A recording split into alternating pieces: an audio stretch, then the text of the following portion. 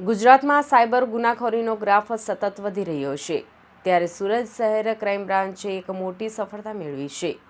છેલ્લા 3 મહિનાથી નાસ્તા ફરતા અને દેશભરમાં અંદાજે 13 કરોડથી વધુના સાયબર ફ્રોડ આચરતી ગેંગના મુખ્ય સાગરીત હિરેન લક્ષ્મણભાઈ પટેલની ધરપકડ કરવામાં આવી છે. આ ઘટનામાં ચોંકાવનારી વિગત એ છે કે પકડાયેલો આરોપી હિરેન પટેલ બેચરાજી એપીએમસી માર્કેટમાં છેલ્લા 5 વર્ષથી ડાયરેક્ટર તરીકે કાર્યરત છે અને સમાજમાં પ્રતિષ્ઠિત વેપારીની છાપ ધરાવે છે. સુરત શહેર ક્રાઇમ બ્રાન્ચને મળેલી બાતમીના આધારે મહેસાણાના બેચરાજી પોલીસ સ્ટેશનમાં નોંધાયેલા સાયબર ફ્રોડના ગુનામાં સંડોવાયેલો આરોપી હિરેન પટેલ સુરતના વરાછા ઉમિયાધામ વિસ્તારમાં છુપાયેલો છે. આ બાતમીના આધારે પોલીસે વોચ ગોઠવીને 46 વર્ષીય હિરેન પટેલે ઝડપી પાડ્યો હતો. આરોપી મૂળ મહેસાણાના બેચરાજી તાલુકાના ડેડાણા ગામનો રહેવાસી છે અને હાલ મહેસાણાના રાધનપુર રોડ પર રાધે કીર્તન ફ્લેટમાં 6-130 નંબરના મકાનમાં રહે છે.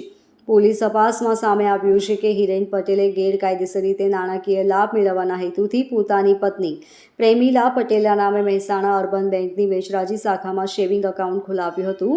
આ ખાતામાં ભારતભરના અલગ અલગ રાજ્યોમાંથી સાયબર ફ્રોડનો ભોગ બનેલા લોકોના નાણાં જમા કરવામાં આવતા હતા.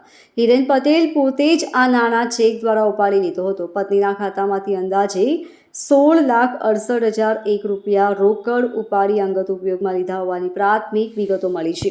Bureau report LK star news, Surat.